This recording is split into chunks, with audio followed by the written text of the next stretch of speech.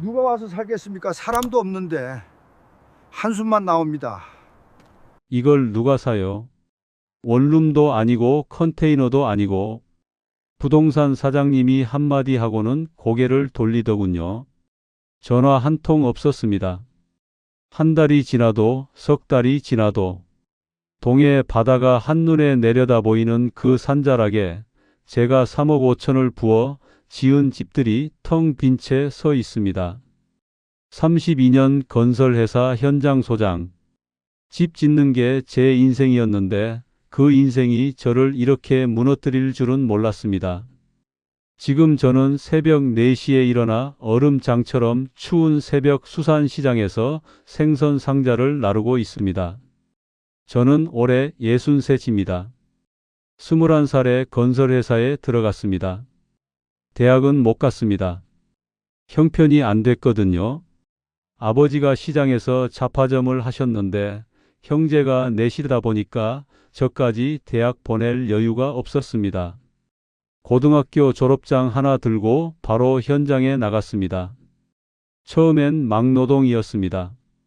시멘트 포대 나르고 철근 묶고 비계 위에 올라가서 커프집 세우고 여름에는 햇볕에 등짝이 벌겋게 익었습니다.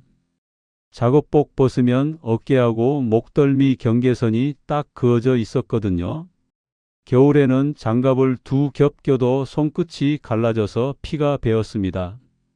밴드를 붙이고 그 위에 또 장갑을 끼고 일했습니다. 근데 저는 그게 싫지 않았습니다. 땅바닥에 아무것도 없던 자리에 건물이 올라가는 거. 그 과정이 좋았거든요. 터 잡고, 기초 파고, 콘크리트 타설하고, 벽 세우고, 지붕 올리고, 허 벌판에 사람이 살 수 있는 공간이 만들어지는 거.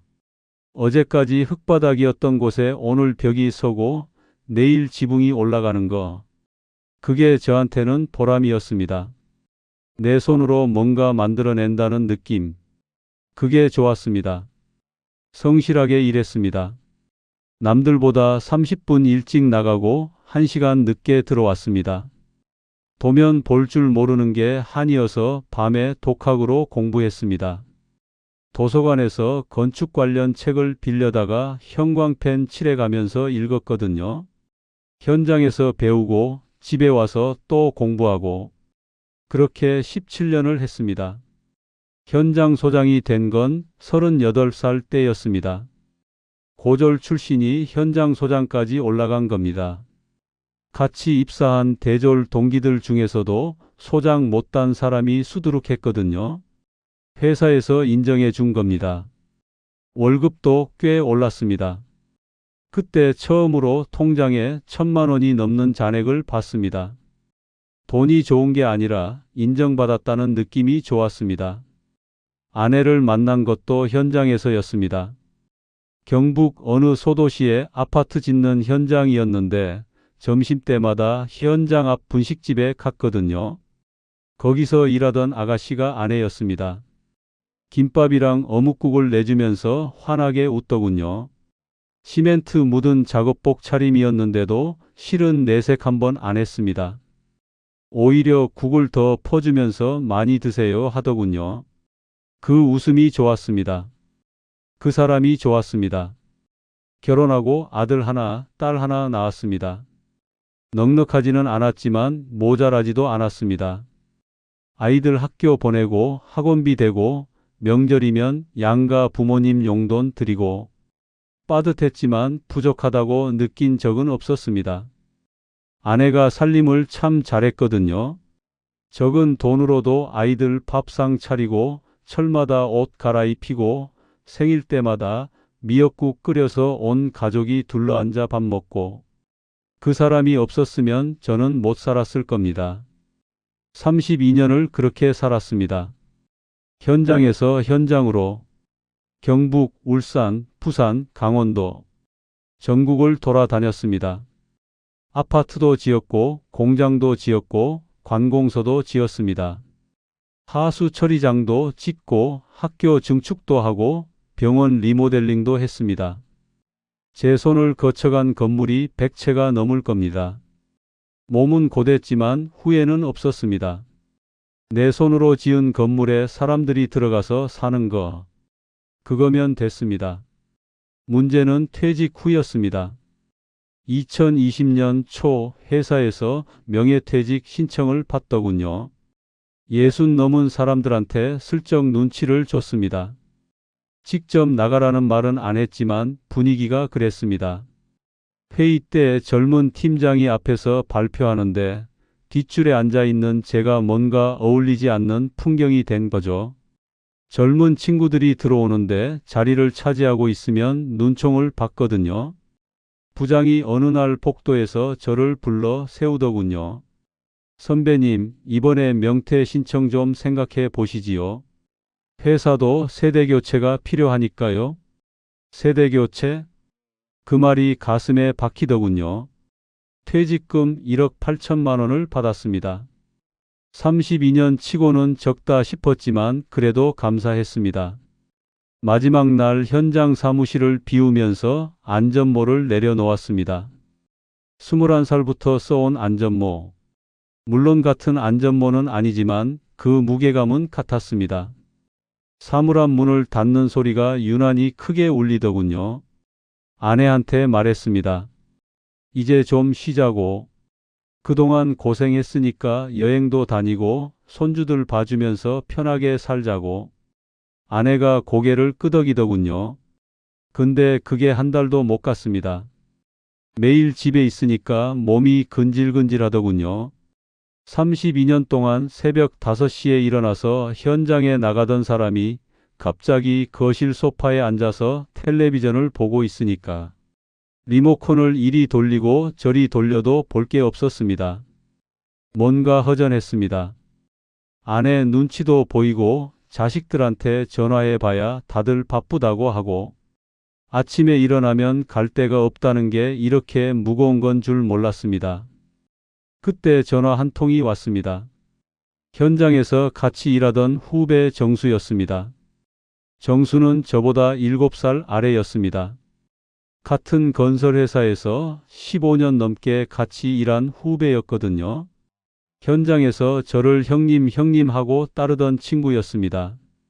일도 잘하고 성격도 좋아서 제가 아꼈습니다. 저보다 먼저 퇴직했습니다. 4년 전쯤이었나? 나와서 뭘 하나 했더니 경북 동해안 쪽에서 소규모 전원주택 짓는 일을 하고 있다더군요.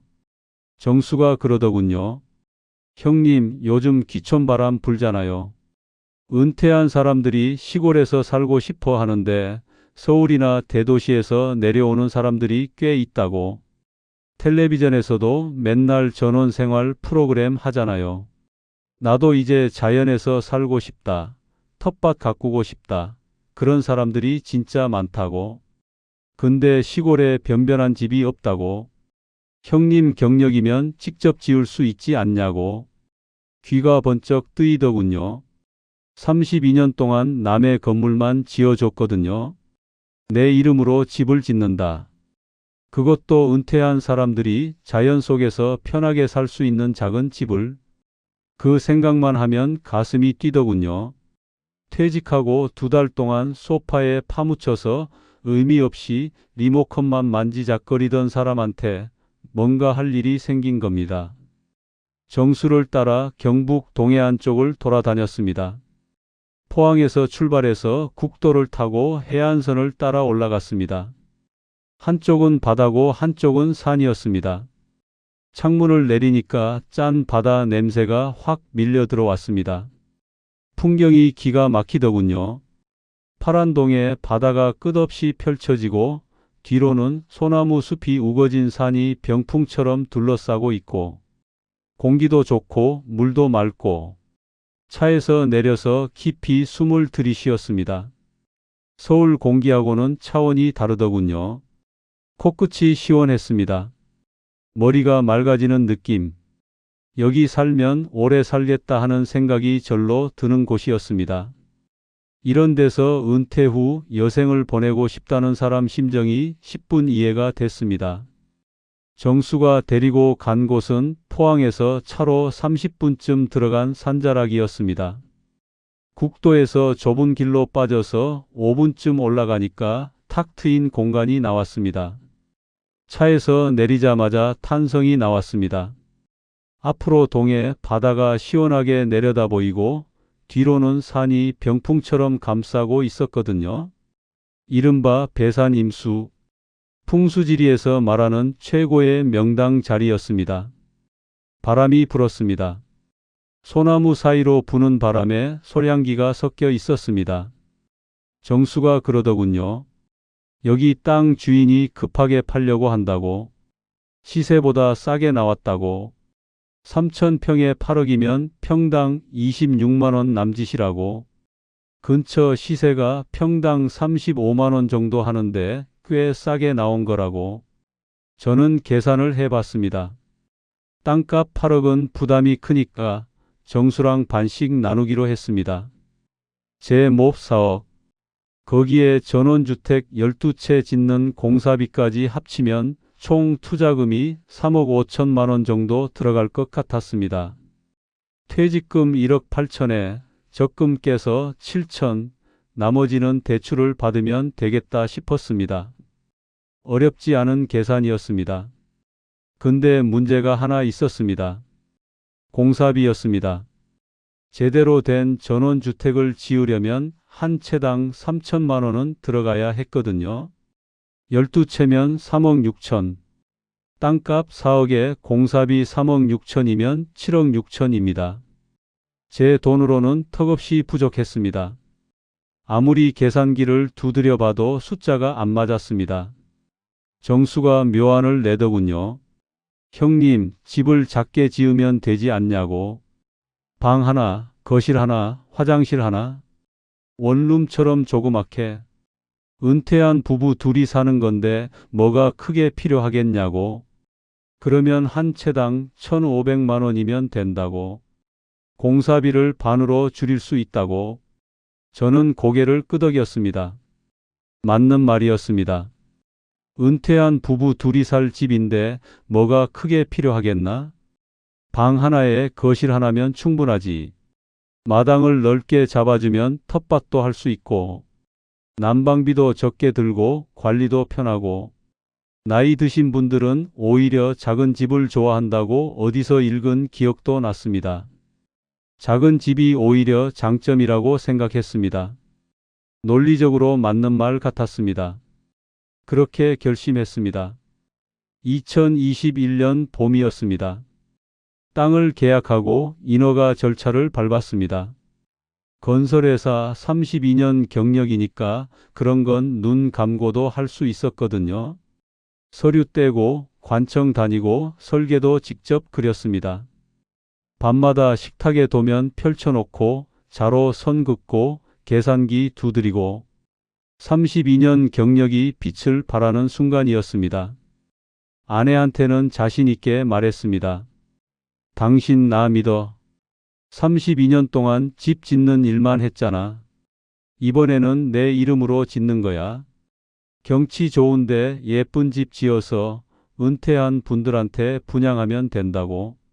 남는 돈으로 우리도 거기 한 채 들어가서 살자고. 앞마당에 텃밭 만들어서 고추도 심고 상추도 심고 저녁에는 마루에 앉아서 바다 보면서 막걸리 한잔 하자고. 아내가 걱정스러운 눈으로 저를 봤습니다. 당신 그게 될까? 조용히 묻더군요. 괜히 무리하지 말고 그냥 편하게 살면 안 돼? 근데 저는 그 눈빛을 못 봤습니다. 아니, 안 본 겁니다. 머릿속에는 이미 동해 바다가 내려다 보이는 그 산자락에 하얀 집들이 줄지어 서 있는 그림이 그려지고 있었으니까요. 마당에서 텃밭 가꾸는 할머니, 마루에 앉아 바다 보는 할아버지. 그 그림이 너무 선명했습니다. 그때는 몰랐습니다. 그 그림이 얼마나 허접한 그림이었는지. 공사는 2021년 여름에 시작했습니다. 장마가 끝나고 본격적으로 들어갔습니다. 저는 매일 새벽 4시에 일어나서 현장에 나갔습니다. 포항에서 국도를 타고 30분. 아내가 싸준 김밥 하나 조수석에 놓고 커피 한 잔 들고 산속 국도를 달렸습니다. 근데 한 가지 이상한 게 있었습니다. 차가 안 다니더군요. 아침 출근 시간인데도 마주 오는 차가 거의 없었습니다. 앞차도 없고 뒷차도 없고 20분을 달려도 마주치는 차가 두세 대밖에 안 됐습니다.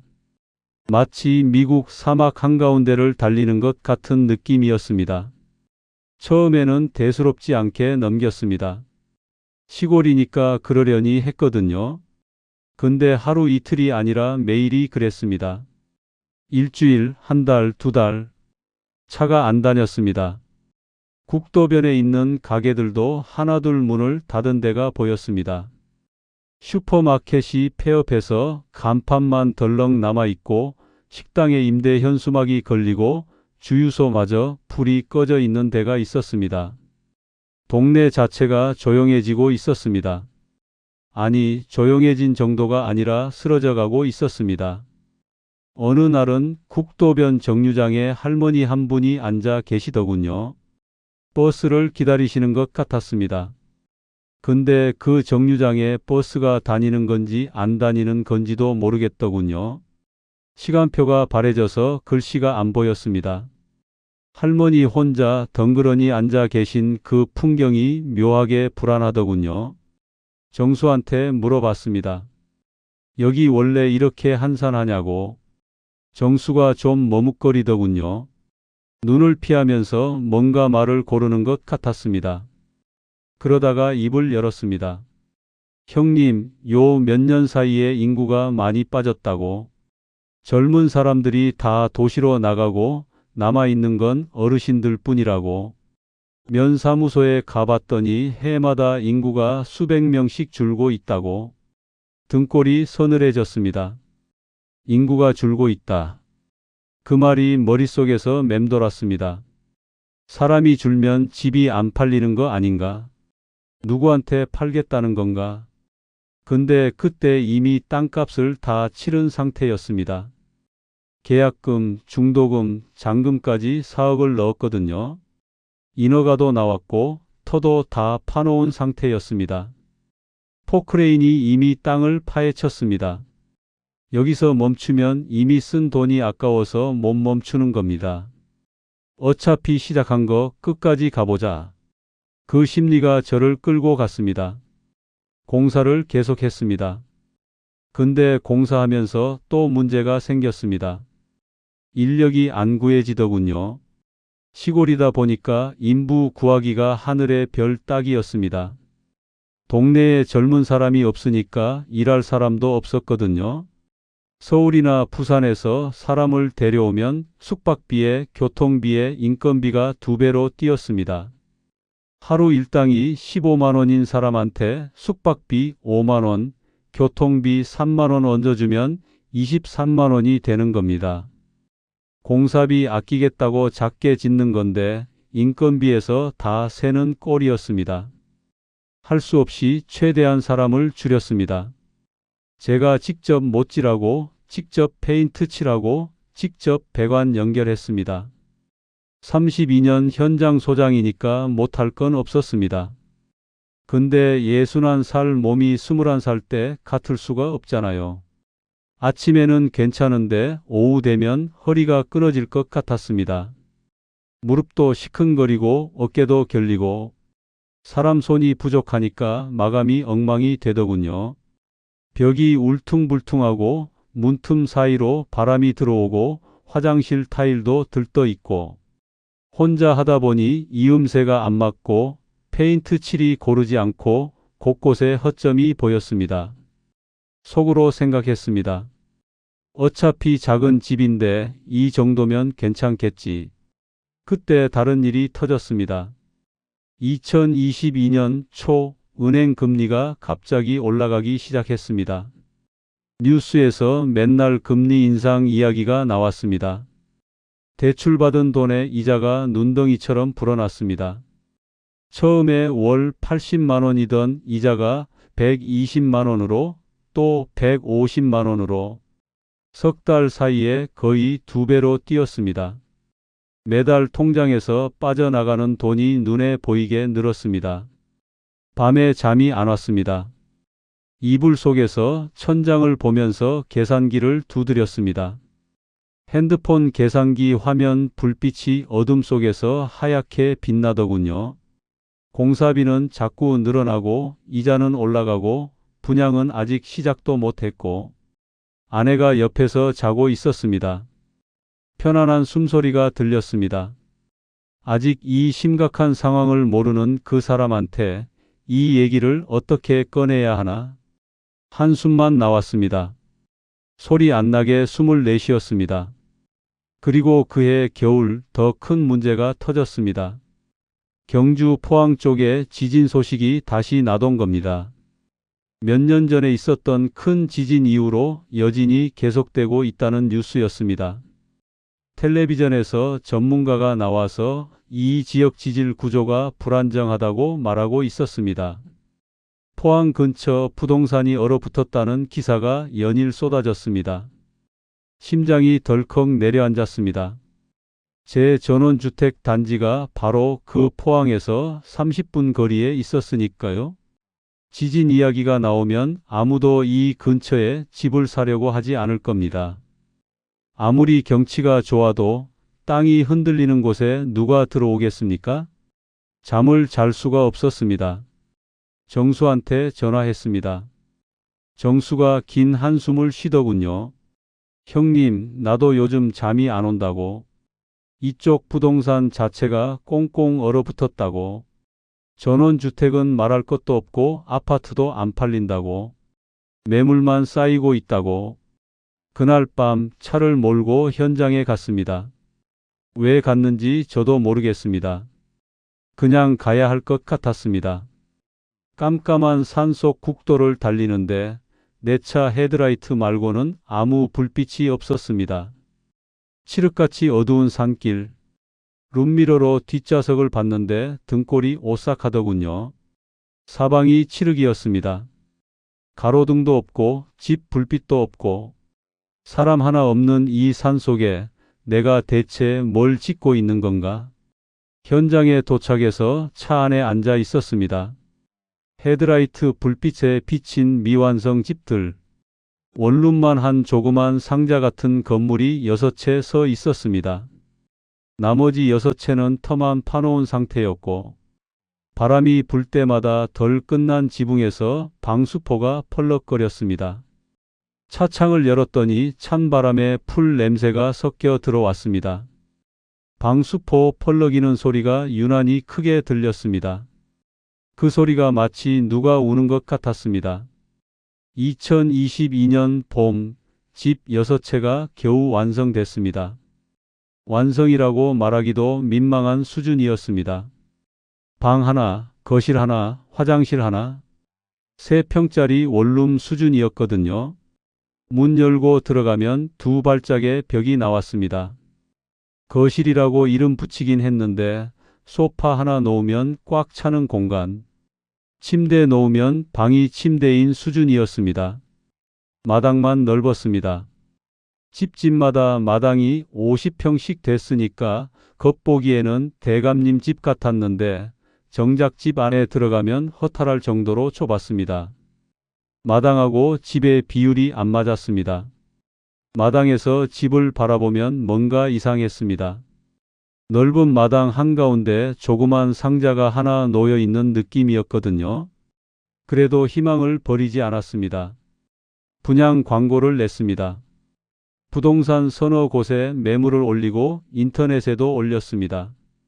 동해 바다 조망, 배산임수 명당, 은퇴 후 기촌 생활에 딱 맞는 소형 전원주택. 사진도 찍었습니다.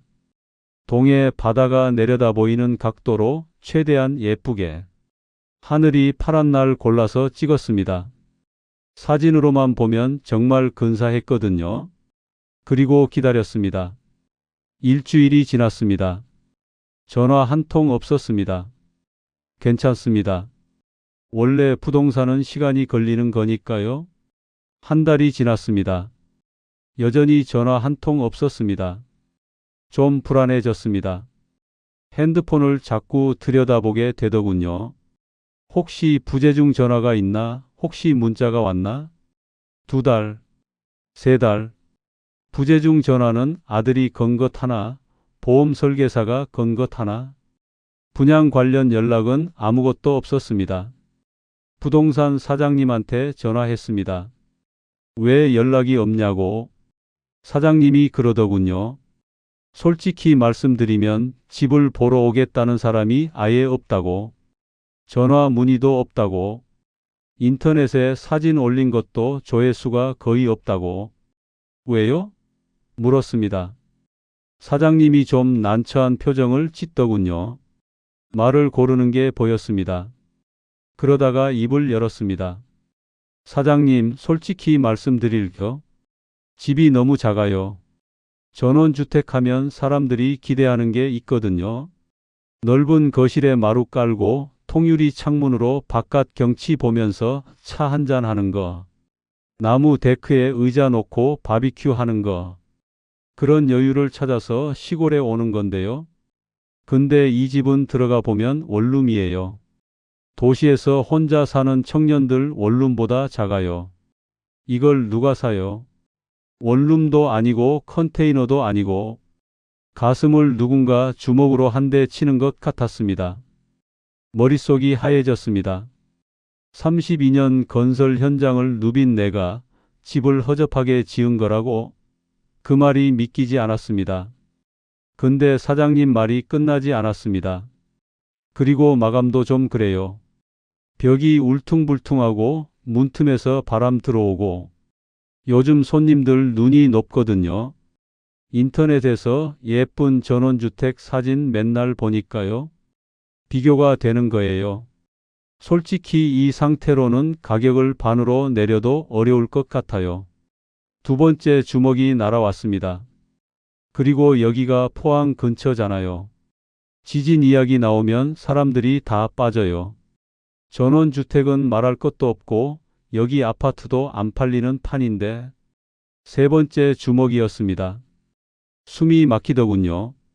현장에 가서 집을 다시 봤습니다. 사장님이 한 말을 떠올리면서 찬찬히 둘러봤습니다. 이번에는 건설 현장 소장의 눈이 아니라 집을 사려는 사람의 눈으로 봤습니다. 문을 열고 들어갔더니 진짜 좁더군요. 어른 2명이 서면 꽉 차는 거실. 침대 하나 놓으면 꽉 차는 방. 화장실은 몸을 돌리기도 빡빡했습니다. 여기서 부부가 같이 산다? 일주일도 못 버틸 것 같았습니다. 벽에 손을 대봤습니다. 울퉁불퉁했습니다. 페인트 칠이 고르지 않아서 군데군데 얼룩이 져 있었고 창문 틈 사이로 바깥바람이 슝 하고 들어왔습니다.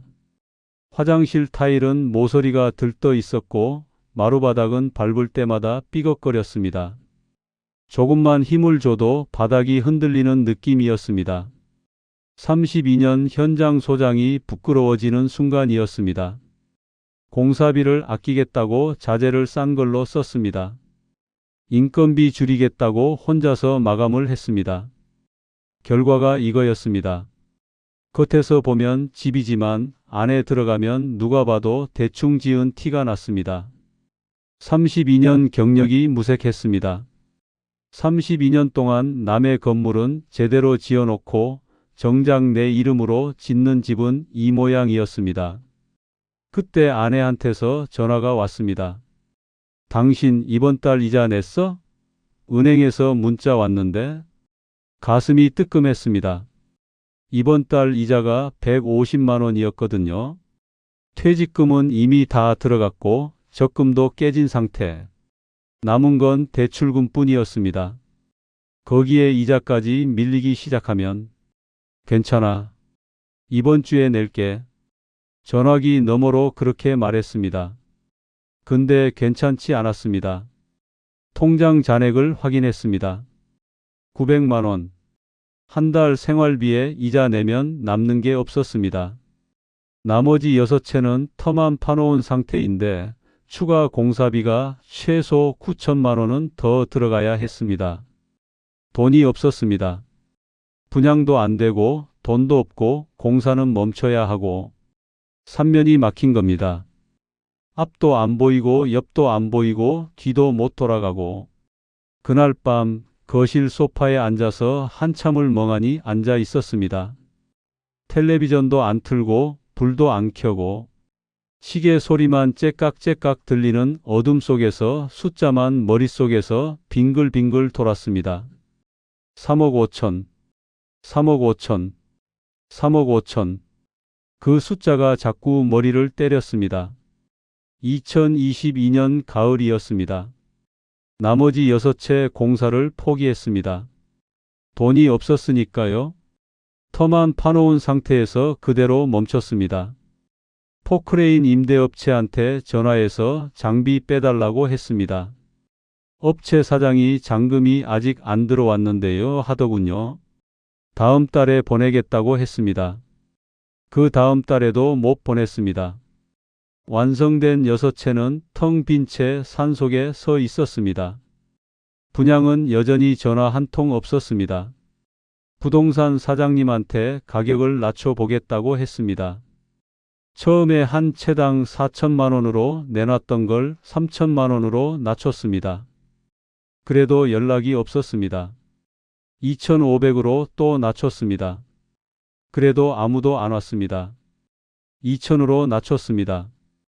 공사비 1,500 들인 집을 2,000에 파는 건 남는 돈이 500밖에 안 되는 건데 그래도 팔리기만 하면 다행이라고 생각했습니다. 그래도 전화 한 통 없었습니다. 사장님이 솔직하게 말하더군요. 사장님, 가격 문제가 아니에요. 사람들이 집을 보고 돌아서는 거예요. 인터넷 사진만 보고 관심 가지다가도 실물 보면 이건 아니다 하는 거예요. 들어가 보면 살고 싶은 마음이 안 드는 거예요. 마당만 넓고 집은 컨테이너 같으니까. 그 말을 듣는 순간 무릎에 힘이 빠지더군요. 가격을 낮춰도 안 팔리는 집. 그건 집 자체에 문제가 있다는 뜻이었습니다. 내가 지은 집이 그 정도밖에 안 되는 물건이라는 뜻이었습니다. 돈을 내도 안 가져가겠다는 뜻이었습니다. 정수한테 전화했습니다. 정수도 상황이 안 좋다고 했습니다. 자기 쪽 땅도 처분이 안 된다고. 이 동네 자체가 부동산이 꽁꽁 얼어붙어서 뭘 내놔도 반응이 없다고. 서로 말이 없었습니다. 전화기 너머로 한숨 소리만 오갔습니다. 뭐라고 위로를 해야 할지, 누구를 탓해야 할지 아무 말도 나오지 않았습니다. 그냥 한참 동안 침묵이 흘렀습니다.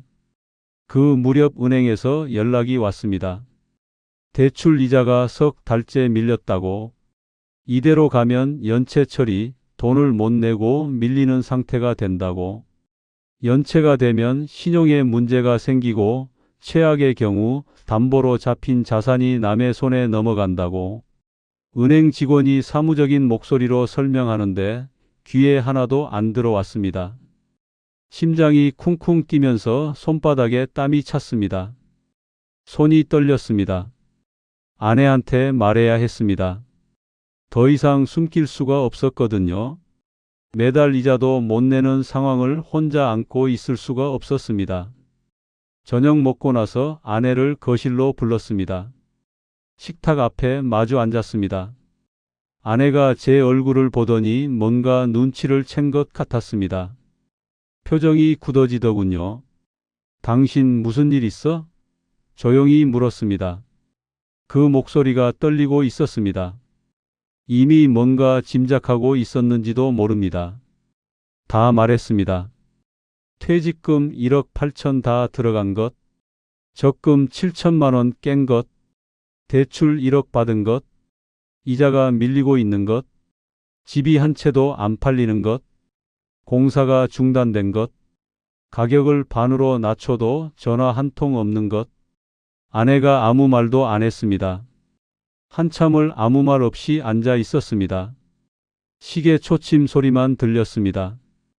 째깍, 째깍, 째깍. 그 소리가 유난히 크게 울리더군요. 아내가 일어나서 부엌으로 가더군요. 싱크대 앞에 서서 물을 한 잔 따르는데 손이 떨리는 게 보였습니다. 물이 컵 밖으로 흘렀습니다. 등을 보고 있는데 그 등이 떨리더군요. 어깨가 들썩이고 있었습니다. 소리 없이 울고 있었습니다. 32년을 함께 산 사람한테 이런 모습을 보여주는 겁니다. 저도 눈물이 나왔습니다. 근데 울 자격이 없다고 생각했습니다. 내가 벌인 일이니까. 내가 자신 있다고 큰 소리쳤으니까. 나 믿으라고 했으니까. 바다 보면서 막걸리 마시자고 했으니까. 아들한테도 말해야 했습니다. 서울에서 직장 다니는 아들한테 전화했습니다. 상황을 설명하는데 말이 잘 안 나오더군요. 목소리가 자꾸 갈라졌습니다.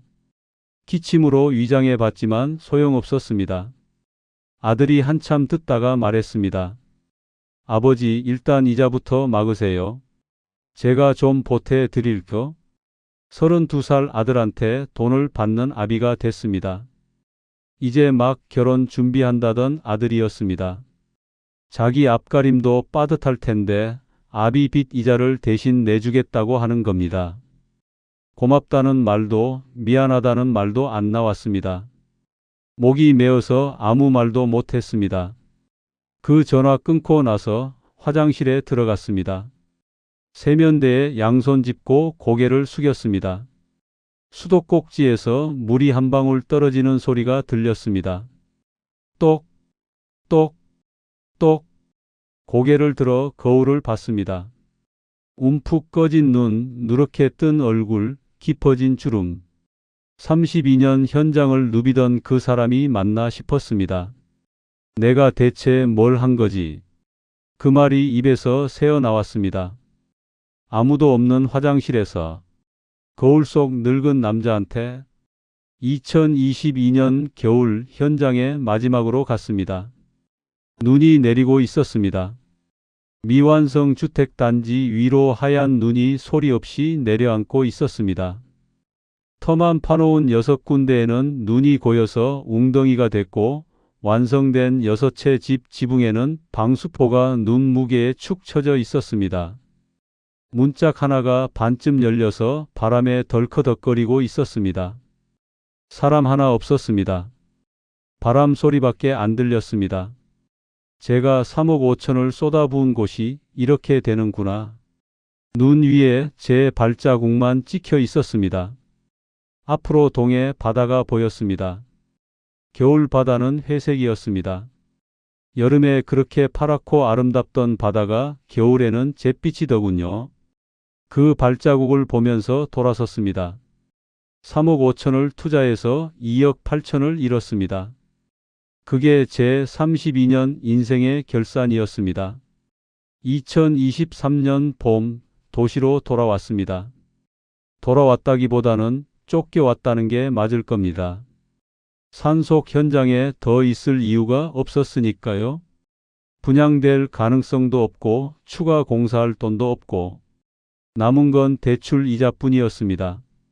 아내랑 작은 빌라에 전세를 얻었습니다. 전세금은 딸이 보태줬습니다. 28살 딸한테 전세금을 받는 아비. 딸이 봉투를 건네면서 아무렇지 않은 척 웃더군요. 아빠, 이거 그냥 제가 모아둔 거예요. 부담 갖지 마세요. 그 웃음이 오히려 더 아프더군요. 아들한테 이자 돈 받고 딸한테 전세금 받고 자식들한테 손 벌리는 아비가 된 겁니다. 일을 해야 했습니다. 가만히 앉아 있으면 이자가 쌓이고 빚이 늘어나니까요.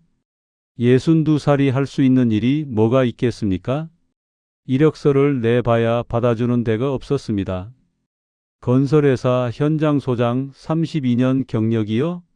면접관이 이력서를 보면서 말하더군요. 경력이 너무 높으세요. 저희는 단순 인력이 필요한데 경력이 너무 높다는 말이 참 서글프더군요. 32년이 짐이 되는 순간이었습니다. 그 경력이 자랑이었는데 이제는 아무 쓸모가 없어진 겁니다. 현장 소장 출신이 쓸 데가 없더군요. 그렇다고 사무직을 할 수 있는 것도 아니고 자격증이 있는 것도 아니고 건설 현장 밖에서 제가 할 줄 아는 건 아무것도 없었습니다.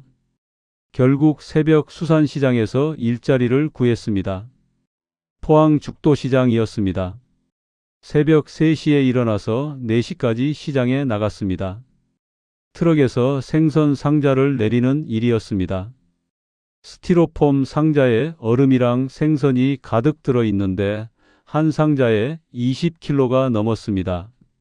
그걸 트럭에서 내려서 좌판까지 나르는 겁니다. 첫날이 제일 힘들었습니다.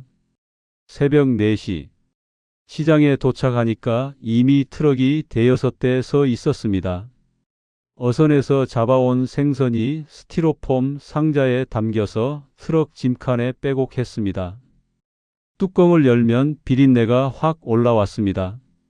얼음물이 흘러서 바닥이 질퍽했고 고무장화를 신어도 발이 시렸습니다. 상자를 들어 올리는데 허리가 비명을 지르더군요. 건설 현장에서도 무거운 거 많이 들었지만 이건 또 다른 무게였습니다.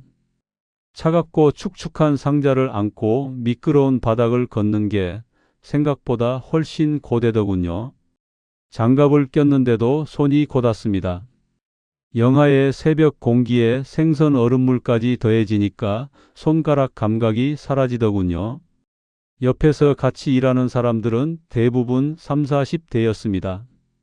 젊은 친구들이 상자 2개씩 번쩍 들어서 나르는데 저는 한 개도 버거웠습니다. 아무도 뭐라 하지는 않았지만 스스로 비교가 되더군요. 점심때 시장 구석 분식집에서 어묵국 한 그릇 시켜놓고 손을 어묵국 국물에 담갔습니다. 얼어붙은 손이 녹으면서 찌릿찌릿 감각이 돌아오는데 눈물이 핑 돌았습니다. 하루 일당이 10만 원이었습니다. 새벽 4시부터 오전 10시까지 6시간. 10만 원. 한 달 꼬박 나가면 250만 원 남짓. 거기서 이자 내고 생활비 빼면 남는 게 거의 없었습니다. 빚은 줄지 않고 몸만 달아가는 겁니다. 집에 돌아오면 오전 11시쯤이었습니다. 온몸에서 비린내가 났습니다. 옷을 벗어서 세탁기에 넣고 샤워를 하는데 따뜻한 물이 어깨를 타고 흐를 때마다 온몸이 풀리면서 다리에 힘이 빠지더군요. 샤워실 벽에 등을 기대고 한참을 서 있었습니다. 눈을 감으면 생선 상자가 보이고 눈을 뜨면 좁은 빌라 화장실이었습니다. 아내가 밥을 차려놓고 기다리고 있었습니다. 된장찌개하고 밥, 반찬 서너 가지. 많지 않지만 정갈하게 차려놓은 밥상. 아내가 맞은편에 앉아서 밥 먹는 저를 보더군요. 아무 말 없이 그냥 보고 있었습니다. 그 눈빛에 걱정이랑 미안함이랑 안타까움이 다 섞여 있었습니다. 숟가락을 드는데 손이 떨려서 국이 좀 쏟아졌습니다. 괜찮아, 배 안 고파. 밥 좀 줄게. 아내가 그러더군요. 더 먹어. 새벽에 나가서 일하면서 밥을 이것밖에 안 먹으면 어떡해. 그 말에 목이 메었습니다. 밤마다 잠이 안 왔습니다. 새벽 3시에 일어나야 하니까 9시에 자려고 누웠는데 눈이 안 감기더군요. 눈을 감으면 그 산속에 서 있는 집들이 보였습니다. 텅 빈 집, 눈 덮인 지붕, 바람에 펄럭이는 방수포. 문짝이 덜커덕거리는 소리가 귓가에 맴돌았습니다. 뒤척이다가 겨우 잠드는데 금방 알람이 울렸습니다. 그렇게 석 달을 버텼습니다. 하루는 새벽에 트럭에서 상자를 내리다가 발이 미끄러졌습니다. 얼음물에 젖은 시멘트 바닥에서 고무장화가 미끄러진 겁니다. 상자를 놓치면서 엉덩방아를 찍었습니다.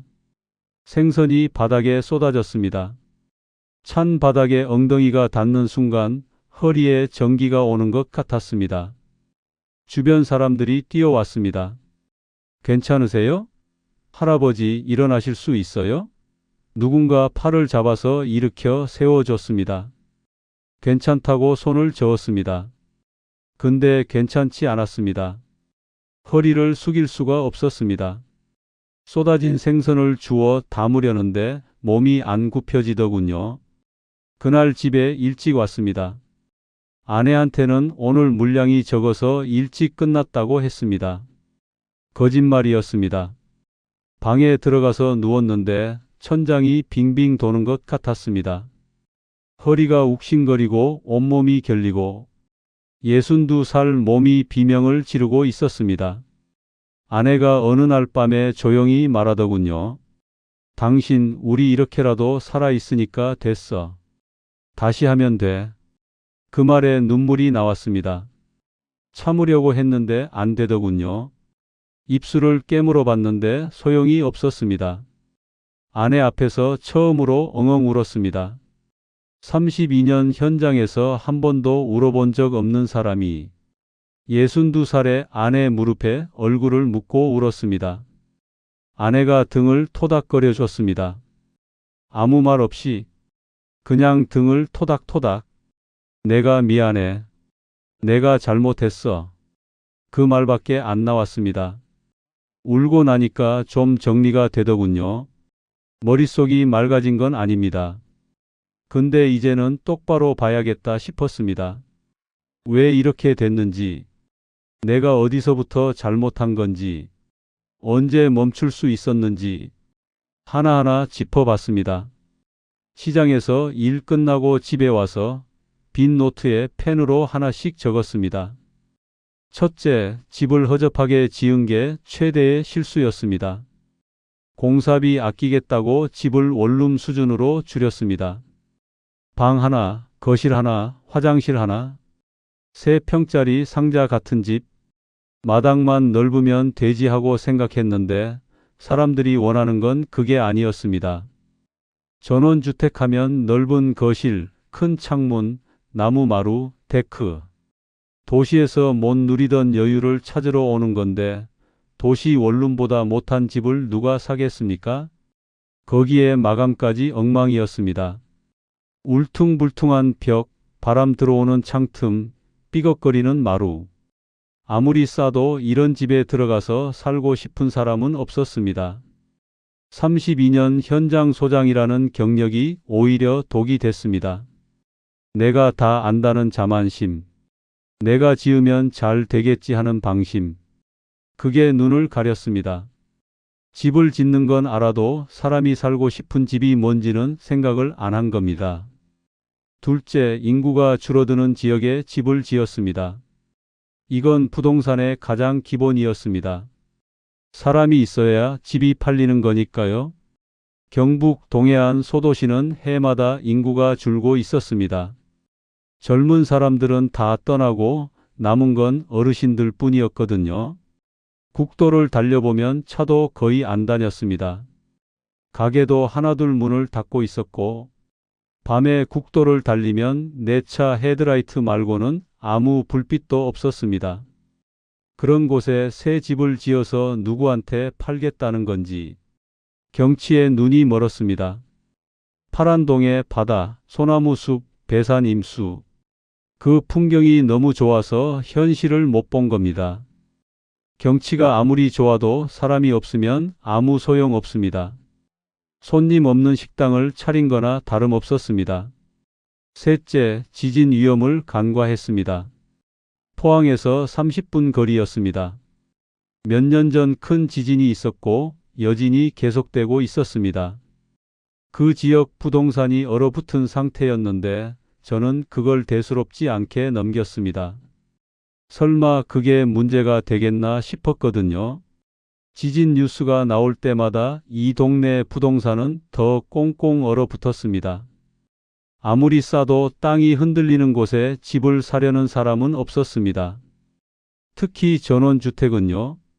아파트는 그래도 내진 설계가 되어 있으니까 조금은 안심이 되는데 조그만 전원주택은 지진 앞에 취약할 수밖에 없거든요. 그걸 왜 생각 못했는지. 넷째, 이미 쓴 돈이 아까워서 멈추지 못했습니다. 처음에 불안한 신호가 보였을 때 멈췄어야 했습니다.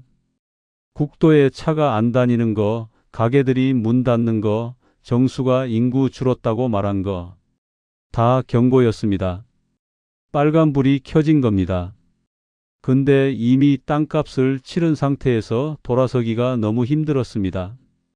여기서 멈추면 이미 들어간 돈을 그냥 날리는 거니까. 조금만 더 하면 될 것 같고, 조금만 더 버티면 분양이 될 것 같고, 그 심리가 저를 더 깊은 구렁텅이로 끌고 갔습니다. 처음에 1억만 날리고 멈췄으면 2억 8천까지는 안 갔을 겁니다. 빠져나올 수 있을 때 빠져나오는 게 용기인데 저한테는 그 용기가 없었습니다. 다섯째, 혼자 결정하고 혼자 밀어붙였습니다. 아내한테 상의를 안 했습니다. 자식들한테도 말을 안 했습니다. 32년 현장 소장이 집 하나 못 짓겠냐는 자존심. 나 믿으라는 그 한마디로 다 틀어막았습니다. 전문가한테 시장 조사를 맡긴 적도 없고 부동산 사람한테 이 동네에 전원주택 수요가 있는지 물어본 적도 없습니다. 분양 전문가한테 자문을 구한 적도 없습니다. 다 혼자 판단하고 혼자 결정했습니다. 집 짓는 건 알아도 집 파는 건 몰랐으면서, 건설은 알아도 부동산은 몰랐으면서, 정리하고 나니까 한 가지가 보이더군요. 전부 다 제 욕심이었습니다. 퇴직하고 뭔가 해보겠다는 욕심, 내 이름으로 집을 짓겠다는 욕심, 공사비 아껴서 남는 돈 벌겠다는 욕심, 32년 경력이면 된다는 자만심, 그 욕심들이 켜켜이 쌓여서 2억 8천이라는 무게가 된 겁니다. 건설 현장에서 32년을 일했으면 한 가지는 알았어야 했습니다. 기초가 부실하면 건물이 무너진다는 거. 이건 건설의 제일 첫 번째 원칙이거든요. 기초를 튼튼하게 놓아야 그 위에 뭘 올려도 버티는 겁니다. 제 사업은 기초부터 부실했습니다. 시장 조사 없이 경치만 보고 뛰어들었고, 비용 줄이겠다고 품질을 포기했고, 위험 신호를 무시했고, 아무한테도 물어보지 않았습니다. 기초가 없었으니 무너지는 건 당연한 결과였습니다. 32년 동안 남한테는 기초 튼튼히 하라고 입이 닳도록 말하면서 정작 제 인생에서는 기초를 안 놓았습니다. 그게 제일 부끄러운 점입니다. 지금 저는 63입니다. 수산시장 일은 허리가 더 나빠져서 넉 달 만에 그만뒀습니다. 병원에서 허리 디스크라고 하더군요. 무거운 거 들지 말라고. 새벽에 찬 바닥에서 20kg짜리 상자를 수백 개 나른 대가였습니다. 지금은 대형마트 주차장에서 카트를 정리하는 일을 하고 있습니다. 주차장에 여기저기 흩어져 있는 쇼핑카트를 모아서 입구까지 밀고 오는 겁니다. 하루 6시간, 주 5일. 월급이 180만 원입니다. 허리에 무리가 덜 가는 일이라 그나마 다행이라고 생각합니다. 카트 손잡이를 잡고 주차장을 걸을 때 가끔 하늘을 올려다봅니다. 맑은 날이면 파란 하늘이 보이는데 그때마다 동해 바다가 생각납니다. 그 산자락에서 봤던 파란 하늘하고 똑같거든요. 지금도 그 집들은 거기 있을 겁니다. 산속에 원룸만 한 상자 같은 집 6채가 텅 빈 채 서 있겠지요. 문짝이 바람에 덜커덕거리고 마당에는 풀이 허리까지 자랐을 겁니다. 터만 파놓은 나머지 6군데에는 빗물이 고여서 웅덩이가 됐겠지요. 제가 마지막으로 간 게 1년 반 전인데 지금은 더 엉망이 됐을 겁니다. 어쩌면 풀이 집을 덮어버렸을지도 모릅니다. 3억 5천이 거기 묻혀 있습니다. 퇴직금 1억 8천, 적금 7천, 대출 1억. 32년 동안 번 돈이 3년 만에 사라졌습니다. 지금 남은 건 대출 원금하고 이자뿐입니다. 아들이 매달 조금씩 보태주고 딸이 명절 때마다 봉투를 쥐어주고 자식들한테 짐이 되는 아비로 살고 있습니다. 아내는 아무 말 안 합니다. 원망도 안 하고 탓도 안 합니다. 그냥 묵묵히 살림하고 마트 나가는 저한테 도시락 싸주고 퇴근하면 따뜻한 밥 차려놓고 기다리고 그 묵묵함이 더 아프더군요. 차라리 한마디 해주면 좋겠는데 한 번이라도 왜 이렇게 됐냐고 왜 상의도 안 하고 혼자 밀어붙였냐고 물어봐 주면 좋겠는데 그 사람은 그런 말을 안 합니다. 그냥 참고 삽니다. 그 참음이 칼보다 아프더군요. 이제 제 얘기는 그만하고 여러분한테 드리는 말씀이 있습니다. 혹시 은퇴하시고 사업을 생각하고 계신 분들, 특히 전원주택이나 부동산 개발 쪽으로 마음이 가시는 분들, 제가 2억 8천을 내고 배운 교훈을 말씀드리겠습니다. 첫째, 경치에 속지 마십시오. 바다가 보이고 산이 좋고 공기가 맑고 그건 여행지로 좋은 거지 거기 집 지어서 판다는 건 다른 문제입니다. 경치가 집을 사주지 않습니다. 사람이 사는 겁니다. 그 동네에 사람이 있는지 앞으로 사람이 올 건지 젊은 사람이 있는지 그걸 먼저 보셔야 합니다. 여행 가서 보면 다 좋아 보입니다. 근데 거기 살겠다는 건 완전히 다른 문제거든요. 둘째, 인구 추세를 반드시 확인하십시오. 해마다 인구가 줄어드는 지역에 부동산을 짓는 건 손님이 줄어드는 골목에 가게 여는 거랑 똑같습니다. 면사무소나 군청에 가면 인구 통계가 있습니다. 요즘은 인터넷에서도 찾아볼 수 있습니다. 5년치만 봐도 답이 보입니다. 인구가 줄면 집값도 내려갑니다. 이건 예외가 없습니다. 사람이 떠나는 곳에 투자하면 안 됩니다. 셋째, 품질을 절대 양보하지 마십시오. 싸게 짓겠다고 자재를 낮추고 마감을 대충 하면 그 집은 팔리지 않습니다. 사람들 눈은 정확합니다. 문 열고 들어갔을 때 5초 안에 느낌이 옵니다. 여기 살고 싶다 혹은 여기 아니다. 그 5초를 결정하는 게 품질입니다. 아무리 좋은 자리에 지어도 집이 허접하면 누구도 지갑을 안 엽니다. 특히 요즘은 인터넷에 예쁜 집 사진이 넘쳐나니까 비교 대상이 많거든요. 넷째, 불안한 신호가 보이면 멈추십시오. 이미 들어간 돈이 아까워서 계속 밀어붙이는 게 가장 위험합니다. 저도 처음에 신호를 봤습니다. 국도에 차가 안 다니는 거, 가게들이 문 닫는 거, 인구가 줄고 있다는 말.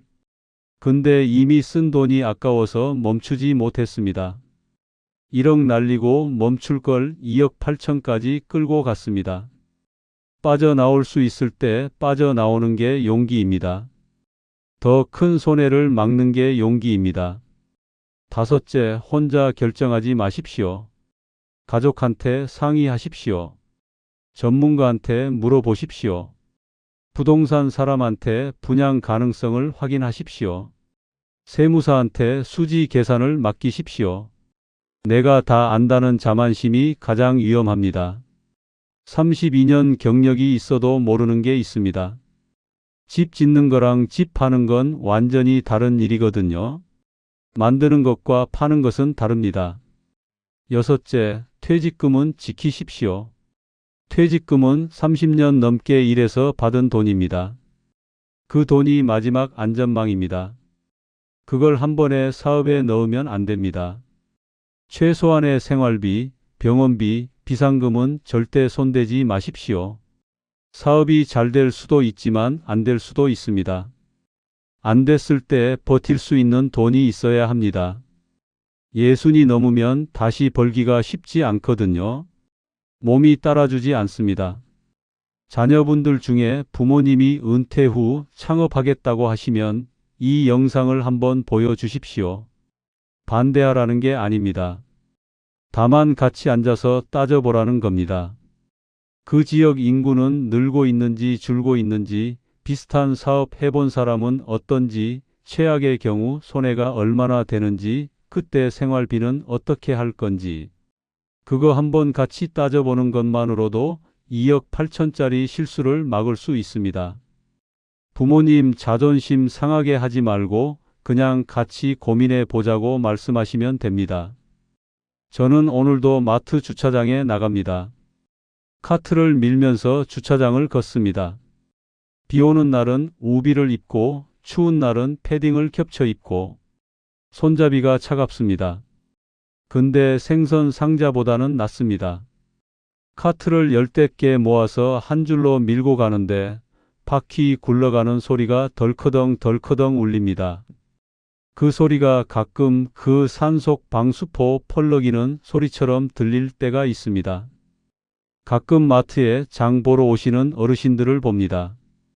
할아버지 할머니 두 분이 나란히 카트를 밀면서 이것저것 담는 모습. 그게 제가 아내한테 약속했던 모습이거든요. 전원주택 앞마당에서 텃밭 가꾸고 마루에 앉아서 바다 보면서 늙어가자.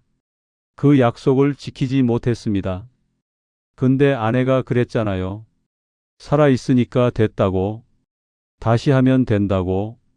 그 말이 맞는 것 같습니다. 돈은 잃었지만 가족은 곁에 있습니다. 건강은 좀 상했지만 아직 걸을 수 있습니다. 카트를 밀 힘은 있습니다. 그거면 된다고 생각하려고 합니다. 그렇게 생각하지 않으면 버틸 수가 없으니까요. 경치가 아무리 좋아도 집이 부실하면 사람은 안 옵니다. 사람이 없는 곳에 집을 지으면 그 집은 그냥 산속에 버려진 상자가 됩니다.